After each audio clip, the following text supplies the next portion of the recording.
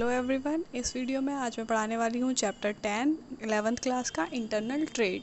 इसके टाइप्स और होलसेलर क्या होते हैं, रिटेलर क्या होते हैं, उनकी सर्विसेज और उनके क्लासिफिकेशंस जो होते हैं वो इस वीडियो में हम आज पढ़ने वाले हैं।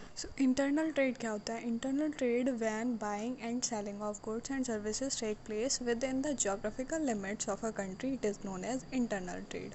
जब क्या होता है बाइंग और सेलिंग, बाइंग मतलब खरीदना, सेलिंग बेचना, किसी भी गुड्स और सर्विसेज को खरीदते और बेचते हैं किसके अंदर? Geographical limits of a country, country की जो भी ज्योग्राफिकल बाउंड्रीज़ हैं उनके अंदर अंदर जो भी खरीदा और बेचा जाता है कोई भी गुड्स या सर्विसेज, उसको हम इंटरनल ट्रेड बोलते हैं।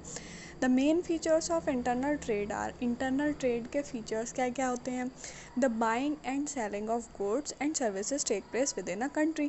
क्या होना चाहिए? सिर्फ कंट्री के अंदर अंदर अगर कोई चीज़ खरीदी और बेची जा रही है तो वो इंटरनल ट्रेड का फीचर होता है। The payment are made and received in the home country only.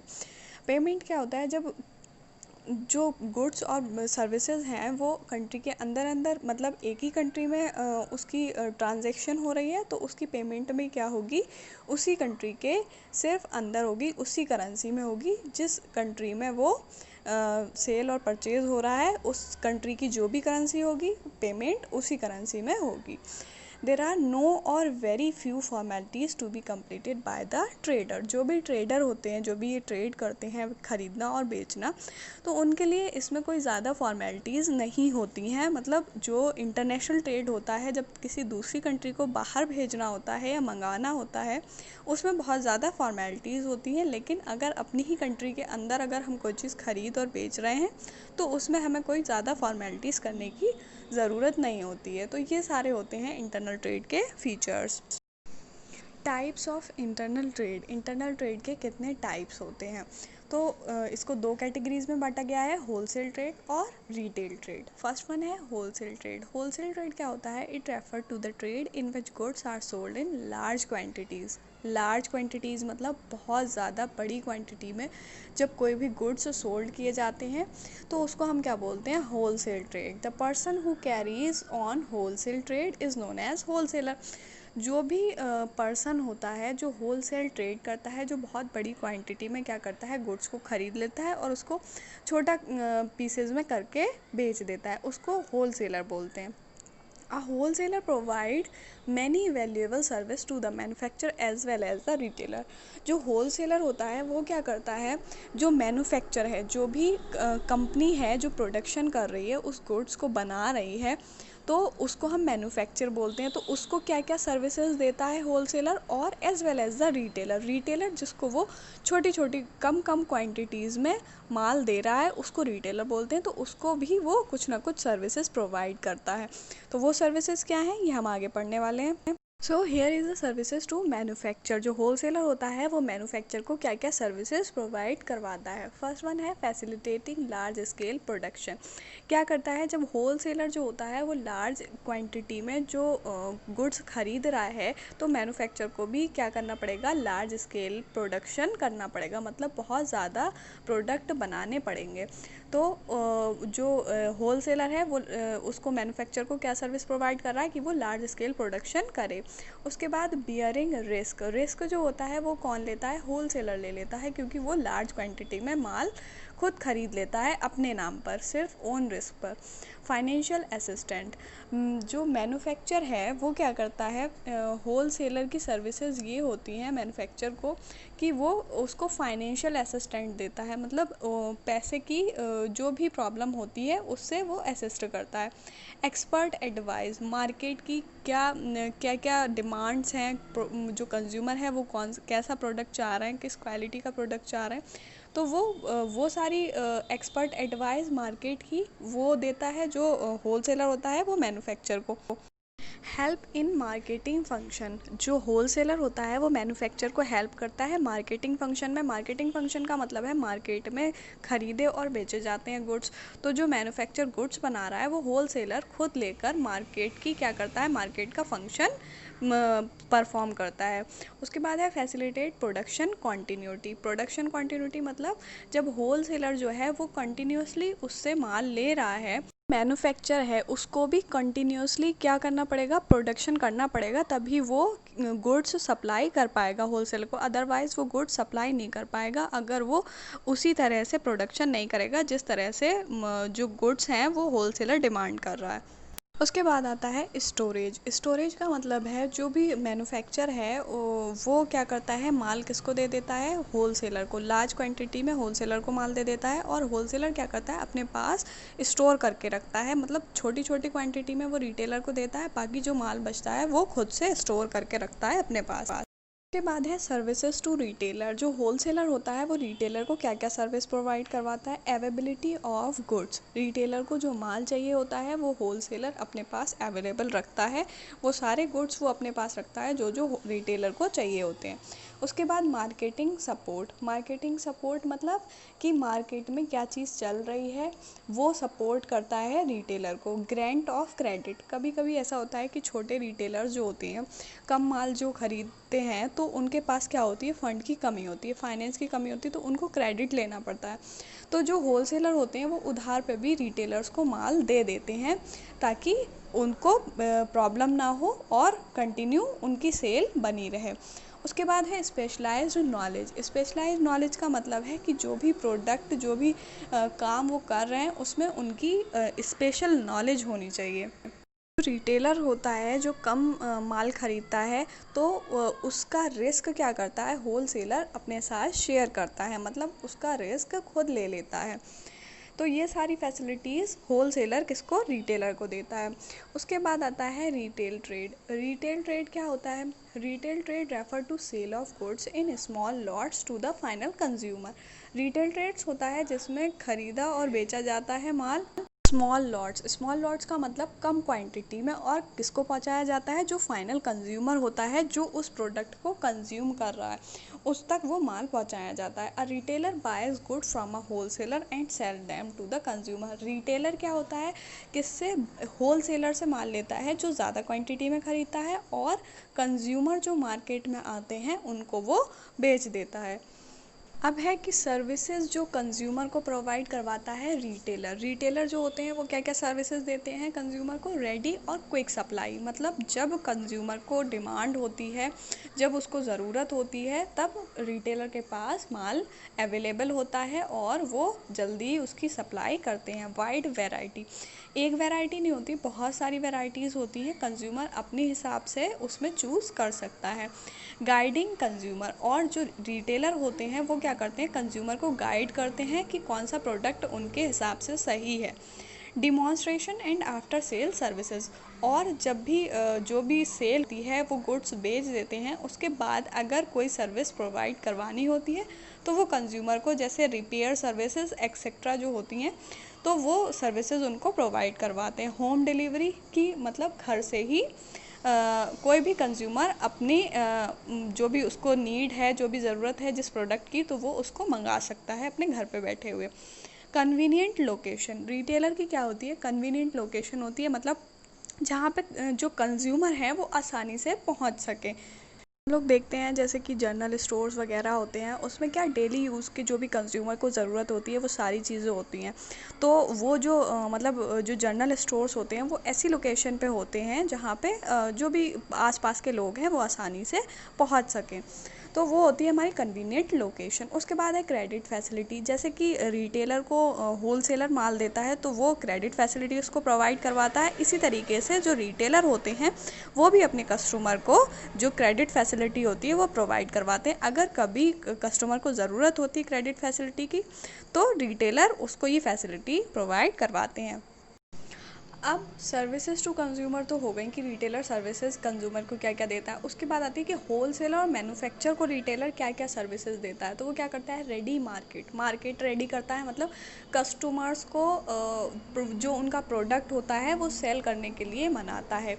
ठीक है, प्रोवाइडिंग इन्फॉर्मेशन, और जो भी मार्केट की इन्फॉर्मेशन होती है कि कस्टमर किस तरह का प्रोडक्ट डिमांड कर रहे हैं, क्या चाहिए उनको, ठीक है, इस टाइप की जो इन्फॉर्मेशन होती है वो होलसेलर को प्रोवाइड करवाता है और वो मैन्युफैक्चर को प्रोवाइड करवाता है। उसके बाद रिस्क बियरिंग, रिस्क का पार्ट थोड़ा सा जो होता है वो रिटेलर का भी होता है, जो भी प्रोडक्ट बेचने में रिस्क तो होता ही है, तो वो थोड़ा सा पार्ट जो जितना माल वो अपने से खरीद कर और बेच रहा है उसमें उसका रिस्क होता है। Distribution of goods to distance places, retailer क्या करते हैं, जो गुड्स होते हैं उनको अलग अलग जगह पर डिस्ट्रीब्यूट करते हैं। क्लासिफिकेशन ऑफ रिटेलर, रिटेलर जो होते हैं वो किस तरह से क्लासिफाइड किए गए हैं। फर्स्ट वन है साइज़, साइज़ के तौर पे कुछ रिटेलर ऐसे होते हैं कि मतलब जिनकी थोड़ी बड़ी शॉप है, थोड़ा बड़ा उनका बिजनेस है, तो उसको हम लार्ज साइज़ बोल सकते हैं। और कुछ ऐसे होते हैं जो छोटे होते हैं, तो साइज़ के हिसाब से भी होते हैं। उसके बाद प्रोडक्ट मिक्स, कि वो किस तरीके का प्रोडक्ट सेल कर रहे हैं, कोई स्पेशल प्रोडक्ट है या वन लाइन प्रोडक्ट है, ठीक है, तो वो प्रोडक्ट मिक्स में आ जाता है। प्राइसिंग, की किस लेवल का प्राइस है उसका। सर्विस लेवल, कि जो जो रिटेलर हैं वो क्या क्या सर्विस प्रोवाइड करवाते हैं, उनकी सर्विस लेवल क्या है। Forms of ownership, forms of ownership का मतलब है कि सोल प्रोप्राइटर है, सिंगल इंडिविजुअल कर रहा है या पार्टनरशिप में है। ये होते हैं हमारे क्लासिफिकेशंस ऑफ रिटेलर। उसके बाद आता है टाइप्स ऑफ रिटेल ट्रेड, कि रिटेल ट्रेड जो होता है वो कितने टाइप्स का होता है। Keeping in mind all the ever criteria, that is size, product mix, pricing and service level, the retail trade can be classified into two following categories। मतलब क्लासिफिकेशन बताया गया है कि साइज़ और प्रोडक्ट मिक्स, प्राइसिंग और service level, और retail trade जो है ये इसके बेस पर बताया गया है, इसके बेस पर क्लासीफाई किया गया है। लेकिन ये कैटेगरीज इसकी दो दी गई हैं, itinerant retailer and fix shop retailer. So first one है इटिनेरेंट। क्या होते हैं itinerant? Refer to retailer who have no fix place of sale, they move from one place to another in search of customer. Itinerant हम उनको बोलते हैं जो किसी एक प्लेस पर फिक्स नहीं होते हैं, उनकी कोई फिक्स शॉप नहीं होती है जहाँ पे वो अपना प्रोडक्ट बेचें। वो क्या करते हैं, मूव करते हैं एक जगह से दूसरी जगह जहाँ पे कस्टमर हो, कस्टमर को सर्च करने के लिए, उसको ढूंढने के लिए कि कौन कहाँ पे ऐसा कस्टमर है जो हमारा प्रोडक्ट खरीदे। एक एग्ज़ाम्पल है, जैसे जो कभी गेट पे डोर टू डोर जो लोग आते हैं वेजिटेबल्स वगैरह सेल करने के लिए, तो उनको हम बोलते हैं कि उनकी कोई फिक्स प्लेस नहीं है, वो क्या करते हैं, मूव करते हैं एक जगह से दूसरी जगह। टाइप्स ऑफ इटिनेरेंट्स, कितने टाइप्स के इटिनेरेंट्स होते हैं, क्या क्या टाइप्स होते हैं उनके। Hawkers and peddler, hawker and peddler वही होते हैं जो मतलब पैदल वगैरह चलते हैं अपना सामान बेचने के लिए। Periodic market trader, periodic market trader का मतलब है जैसे टाउन वगैरह में कभी जैसे कोई डे फिक्स होता है कि इस दिन मार्केट लगनी है, तो वो होती है periodic market trader. Street trader होते हैं जो ऐसे ही गलियों में घूमते हैं अपना प्रोडक्ट बेचने के लिए, उसको हम बोलते हैं street trade. Retailer, fix retailer क्या होते हैं? The retailer having a fix place of sale are known as fix shop retailer. Fix shop retailer उनको बोलते हैं हम जिनकी एक फिक्स प्लेस होती है कि हाँ ये रोज़ यहीं मिलने हैं, इनकी यहाँ पे शॉप है, तो ये यहीं से सारा माल सेल करते हैं, उनको हम बोलते हैं फिक्स शॉप रिटेलर। ये इनकी दो कैटेगरीज होती हैं, small scale fixed retail shop और large scale fixed retail shop. Small scale fix retailer कौन कौन से होते हैं? जैसे कि जनरल स्टोर, जनरल स्टोर का भी मैंने एग्जांपल दिया। General store are small shop located in residential areas, residential areas जहाँ पे लोग रहते हैं। रेसिडेंट मतलब जहाँ पे लोग घर बनाकर रहते हैं, उसको रेसिडेंशियल एरिया बोलते हैं। तो जनरल स्टोर जो होते हैं वो ऐसी जगह पे ही लोकेटेड होते हैं। The main feature of general stores are they have a in each line of product, उनके पास क्या होता है, हर तरीके का प्रोडक्ट एक लार्ज वैरायटी में होता है, ठीक है ना। उसके बाद they provide free home delivery credit facility, और वो क्या करते हैं, होम डिलीवरी फ्री प्रोवाइड करवाते हैं और क्रेडिट फैसिलिटी भी देते हैं कि मतलब अगर किसी कस्टमर के पास अभी फ़ंड नहीं है, उसके पास पैसे नहीं हैं, तो वो उसको क्रेडिट फैसिलिटी देते हैं और होम डिलीवरी भी करवाते हैं। तो उनको हम जनरल स्टोर्स बोलते हैं जो स्मॉल स्केल फिक्स रिटेल बनाते हैं। उसके बाद सेकंड पॉइंट है single line store. Single line stores क्या होते हैं? Small shop which deal with one line of product. यहाँ पे क्या होता है, सिर्फ एक तरह का ही प्रोडक्ट मिलता है with one line of product. The main feature of single line stores are, इनके फीचर क्या होते हैं, these store deal with one line of product. ये सब तरीके का प्रोडक्ट नहीं रखते हैं, ये सिर्फ क्या करते हैं, सिर्फ एक तरीके का प्रोडक्ट रखते हैं, जैसे कि क्लॉथ शॉप हो गई तो वो क्या होती है, वहाँ पे सारे क्लॉथ्स ही मिलते हैं। फुटवेयर शॉप हो गई तो वो वहाँ पे सारे फुटवेयर मिलते हैं। लेकिन जनरल स्टोर में क्या होता है, सारी चीज़ों की वैरायटी होती है, सब तरीके के प्रोडक्ट होते हैं। इसमें क्या होता है, these store deal in variety of good in that line of product, और ये सिर्फ उसी प्रोडक्ट में डील करते हैं जिसका ये जो एक लाइन है इनकी, जो एक लाइन है प्रोडक्ट की, सिर्फ वही बेचते हैं, सिर्फ उसी में डील करते हैं। तो उसको बोलते हैं सिंगल लाइन स्टोर, जहाँ पर सिर्फ एक तरीके का गुड्स बेचे जाते हैं। सेकेंड वन है large scale retailer. Large scale retailer कौन होते हैं, जो क्या करते हैं, लार्ज स्टॉक ऑफ गुड, जो ज़्यादा स्टॉक करते हैं गुड्स का, purchase goods in bulk feature of large scale retailers are. Large scale retailer वो होते हैं जो क्या करते हैं, गुड्स को बहुत ज़्यादा क्वांटिटी में ख़रीदते हैं, उनको हम लार्ज स्केल रिटेलर बोलते हैं। तो उनको क्या, they require a huge investment, वो मतलब थोड़ा से बड़े होते हैं। इस लार्ज स्केल रिटेलर इसलिए बोलते हैं क्योंकि वो थोड़ा सा इन्वेस्टमेंट जो करते हैं वो थोड़ा ज़्यादा कर देते हैं। जैसे मान लीजिए स्मॉल स्केल जो बिज़नेस शुरू कर रहे हैं, कोई भी रिटेलर है तो वो 1 लाख लगा रहे हैं, तो जो लार्ज स्केल वाले होते हैं वो 2 लाख लगा देते हैं। तो उससे उनका इन्वेस्टमेंट बढ़ जाता है, इसी से उनका बिज़नेस का साइज़ बढ़ जाता है। They have large size showroom to sell goods. जिस तरीके से स्मॉल स्केल साइज़ जो होते हैं तो उनका जो प्लेस होता है, जो शॉप होती है एक तरीके से, तो वो क्या होती है, छोटी होती है साइज़ में, और लार्ज स्केल में क्या होता है, बड़ी होती है। द मोस्ट कॉमन फॉर्म्स और type of large scale retailer, यहाँ पे बहुत सारे टाइप्स दे रखे हैं कि लार्ज स्केल रिटेलर्स के क्या कितने टाइप्स होते हैं, किस किस तरीके के होते हैं। डिपार्टमेंटल स्टोर, मल्टीपल शॉप और chain stores, mail order retailing, consumer cooperative store, supermarket और फ्रेंचाइज। तो here is departmental stores. Departmental store क्या होते हैं, a departmental store is a large retail showroom having a number of department under one roof, each department specialized in one line of product.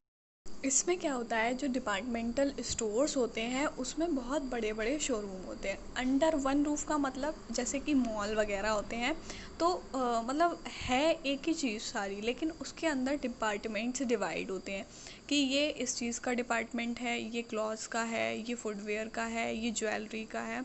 तो इस type से उसमें departments divide होते हैं, और हर डिपार्टमेंट अपनी सिर्फ एक लाइन का, जो एक लाइन का मतलब है, मतलब एक टाइप का प्रोडक्ट सेल करता है। इसकी एडवांटेज दे रखी है कन्वीनियंट शॉपिंग, यहाँ भी कस्टमर आसानी से शॉप कर सकता है, ख़रीद सकता है।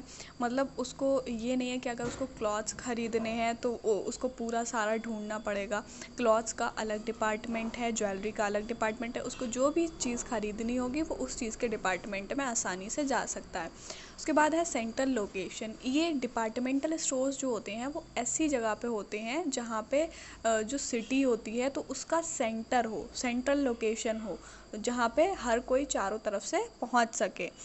है economies of scale. Economies of scale में क्या होता है, कोई भी जो प्रोडक्शन कर रही है कंपनी, तो वो अपने प्रोडक्शन को बढ़ाकर अपनी कॉस्ट जो है उसको क्या कर सकती है, उससे सेव कर सकती है, उसको हम बोलते हैं इकोनॉमीज़ ऑफ स्केल। उसके बाद है एलिमिनेशन ऑफ मिडिल मैन। इसका मतलब होता है कि जो मिडिल मैन होता है उसको डिपार्टमेंटल स्टोर में क्या होता है, उसको निकाल देते हैं, उसकी ज़रूरत नहीं होती है। मतलब जो मैन्युफैक्चर होता है वो डायरेक्टली कंज्यूमर से बात करता है, उससे सेल करता है। होलसेलर और रिटेलर का इसमें कोई काम नहीं है, उसको एलिमिनेट कर देते हैं, निकाल देते हैं, उसको हम बोलते हैं elimination of middle man. Multiple shops. Multiple shops क्या होती हैं, refer to a number of identical retail shop located in a different part of the city. जो एक आइडेंटिकल रिटेल शॉप होती है सिटी के कई सारे पार्ट्स में लोकेटेड होती है, उसको बोलते हैं मल्टीपल शॉप्स। एडवांटेज, इसकी एडवांटेज क्या होती है, इकोनॉमीज़ ऑफ स्केल। इसमें क्या कर सकते हैं, हम अपनी कॉस्ट को कम कर सकते हैं। स्टैंडर्डाइज्ड प्रोडक्ट, जो भी प्रोडक्ट इसमें सेल होते हैं उनका एक स्टैंडर्ड होता है, वो स्टैंडर्डाइज्ड प्रोडक्ट होते हैं। Public confidence. Public confidence, multiple shops जो होती हैं वो एक आइडेंटिकल शॉप्स होती हैं, मतलब उनकी आइडेंटिटी होती है, उनको उनका नाम होता है, तो पब्लिक कॉन्फिडेंस होता है उनको कि पब्लिक हमें जानती है। Division of risk. इसमें क्या होता है, रिस्क डिवाइड हो जाता है क्योंकि कई सारी शॉप्स डिफरेंट पार्ट्स में होती हैं, तो सब पे रिस्क जो होता है वो डिवाइड हो जाता है। Mail order retailing. Mail order retailing में क्या होता है, जो रिटेलर होता है, जो सेलर होता है, वो कांटेक्ट किससे करता है, सीधे पोटेंशियल बायर से। मतलब जो फाइनल कंज्यूमर होता है, पोटेंशियल बायर होता है, उससे कांटेक्ट करता है through advertisement and mail publicity. कोई भी मेल सेंड करके, मेल की पब्लिसिटी करके, या फिर किसी एडवर्टीजमेंट के थ्रू। जो भी अच्छी कंपनीज़ होती हैं तो वो अपना एडवर्टाइजमेंट बहुत अच्छे तरीके से करती हैं, जिससे कंज्यूमर जो हैं, जो बायर हैं, वो उनसे अट्रैक्ट हों, तो वो डायरेक्टली उनसे कांटेक्ट करते हैं। उसको हम बोलते हैं मेल ऑर्डर रिटेलिंग। एडवांटेज क्या होते हैं इसके, लिमिटेड कैपिटल, इसमें बहुत ज़्यादा पैसा लगाना नहीं पड़ता है, सिर्फ लिमिटेड कैपिटल होती है। कन्वीनियंस मतलब आसानी होती है, सारे काम हम इजीली कर सकते हैं। सेल और परचेज इजीली हो सकता है। वाइडर मार्केट, इसमें ऐसा नहीं है कि बहुत छोटी मार्केट हो, कम चीज़ें हों, बहुत ज़्यादा बड़ी मार्केट होती है। No bad debt, bad debt की कोई टेंशन नहीं है, बैड डेट नहीं होती है। डेट का मतलब है यहाँ पे कि पैसा डूबना जो होता है, पैसा डूब जाता है, पैसा नहीं मिलता है, तो उसको हम बोलते हैं बैड डेट। तो यहाँ पे ऐसा कोई भी वो नहीं है कि हमें बैड डेट होनी है, हमें पैसा नहीं मिलेगा। एलिमिनेशन ऑफ मिडिल मैन, इसमें भी क्या होता है, किसी मिडिल मैन की ज़रूरत नहीं होती है। जो मैन्युफैक्चर होता है, जो भी मतलब जो सेलर है, जो भी अपना प्रोडक्ट बेच रहा है, वो डायरेक्टली किससे बात करता है, बायर से बात करता है। इसमें मिडिल मैन को एलिमिनेट कर देते हैं। मतलब बीच वाला जो पर्सन होता है, जो ब्रोकर वगैरह होते हैं, जो मतलब सेल करवाते हैं, जो एग्रीमेंट वगैरह करवाते हैं प्रोडक्ट ख़रीदने और बेचने की दोनों साइड से, तो इसमें वो नहीं होता। इसमें डायरेक्टली जो बेच रहा है सेलर और जो ख़रीद रहा है, सिर्फ वो दो लोग होते हैं। Consumer cooperative store. It can be defined as a voluntary association of persons based on cooperative principles by buying in common and selling in common. क्या मतलब होता है, एक ये voluntary association होती है जो persons की होती है, किसके बेस पर होती है कि यहाँ पे प्रिंसिपल होते हैं कि buying in common and selling in common, common ही खरीदेंगे और common ही बेचेंगे। मतलब ये एक इस तरीके के स्टोर होते हैं जो अपने कंज्यूमर के लिए बनाए गए होते हैं। उनको सही तरीके से, मतलब ज़्यादा प्रॉफिट ना लेके उनको सही तरीके से ख़रीदना और बेचना कर सकें। एडवांटेज क्या होते हैं, रीज़नेबल प्राइस, यहाँ पे कोई बहुत ज़्यादा प्रॉफिट नहीं लिया जाता। रीज़नेबल प्राइस जो होते हैं सिर्फ वही रहते हैं। लो ऑपरेटिंग कॉस्ट, जो भी प्रोडक्ट बनता है उसकी कॉस्ट बहुत ज़्यादा नहीं होती है, सिर्फ लो होती है। Cash cell, only cash cell होती है, कोई क्रेडिट फैसिलिटी प्रोवाइड नहीं की जाती, कोई उधार नहीं दिया जाता किसी तरीके का, सिर्फ जो भी ट्रांजैक्शन होंगी ओनली इन कैश। उसके बाद है economies of scale. Economies of scale कि हम अपना जो भी इन्वेस्टमेंट है उसको कम करके सेव करें, अपनी कॉस्ट को कम करें। बेनिफिट्स फ्रॉम गवर्नमेंट, और ये जो कोऑपरेटिव स्टोर होते हैं इनको गवर्नमेंट से भी बहुत सारे बेनिफिट्स मिलते रहते हैं। टाइम टू टाइम गवर्नमेंट इनके लिए कुछ ना कुछ करती रहती है। बाद आते हैं हमारे सुपरमार्केट। सुपरमार्केट क्या होती हैं, supermarket are organised by cooperative societies as well as by private traders. Cooperate जो सुपरमार्केट होती हैं वो कोऑपरेटिव सोसाइटीज़ भी ऑर्गेनाइज करा सकती हैं, बना सकती हैं, और प्राइवेट ट्रेडर मतलब कोई भी जो प्राइवेट ट्रेडर है तो वो भी उसको ऑर्गेनाइज करवा सकता है। इसके एडवांटेज होती हैं वाइड चॉइस, सुपरमार्केट जहाँ पे हमें बहुत ज़्यादा वैरायटीज़ में गुड्स मिलें, बहुत बड़ी मार्केट हो तो उसको हम सुपरमार्केट बोलते हैं। वाइड चॉइस मतलब जब बहुत ज़्यादा वैरायटीज़ में गुड्स होंगे तो वहाँ पे चॉइस भी क्या होगी, बहुत ज़्यादा होगी कि हम कोई सा भी प्रोडक्ट चूज़ कर सकते हैं। लो प्राइस, यहाँ पे प्राइस बहुत ज़्यादा नहीं होते हैं, लो होते हैं। No bad debt, bad debt की कोई टेंशन नहीं है, यहाँ पे पैसा डूबने का कोई चांस नहीं है। कन्वीनियंस इन शॉपिंग, जो भी शॉपिंग करता है तो उसको कन्वीनियंस रहता है कि वो आसानी से शॉपिंग कर सकता है। यहाँ पे किसी तरह की कोई भी रेस्ट्रिक्शन नहीं है, कन्वीनियंस है शॉपिंग करने में। अपने आसानी से जो भी सुपरमार्केट है वहाँ जाओ और इजीली उसको परचेज़ कर लो।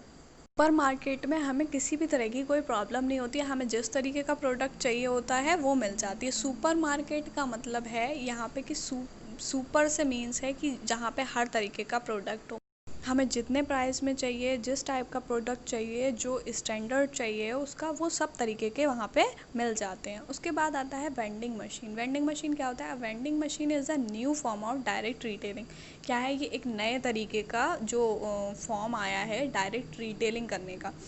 It is a machine operated by coins और टोकन। देखा होगा आप लोगों ने, कई बार हम लोग जाते हैं तो वहाँ पे क्या होता है, उसमें कॉइन्स वगैरह डालने पड़ते हैं, टोकन डालने पड़ते हैं, एक मशीन टाइप की होती है, तो उससे हमें प्रोडक्ट मिल जाता है, जैसे कोक वगैरह होती है या कुछ भी खाने पीने का हम लोग लेते हैं तो उसमें हमें कॉइन्स या टोकन डालना पड़ता है, तो वो वेंडिंग मशीन होती है। The buyer insert a coin और token in the machine and receive a specific quantity of product from the machine. जितनी क्वांटिटी में उसको चाहिए है उतनी क्वांटिटी में उसको वो जो भी प्रोडक्ट होता है वो उसको उस मशीन से रिसीव हो जाता है, लेकिन उसमें क्या करना पड़ता है, एक कॉइन या टोकन डालना पड़ता है जो भी बायर होता है उसको। तो वो जो मशीन होती है उसको हम बोलते हैं वेंडिंग मशीन। इसके एडवांटेज क्या क्या है, buying round the clock is possible. मतलब है यहाँ पे कि ये 24/7 हमको जो भी गुड्स है, जो भी चाहिए हमें प्रोडक्ट, वो प्रोवाइड करवाता है। मतलब किसी भी टाइम हम इसमें से जो वेंडिंग मशीन है उससे हम प्रोडक्ट ख़रीद सकते हैं, तो उसको बोलते हैं round the clock is possible. मतलब क्लॉक के किसी भी टाइम ये पॉसिबल है कि ये हमें प्रोडक्ट प्रोवाइड करवाएगी।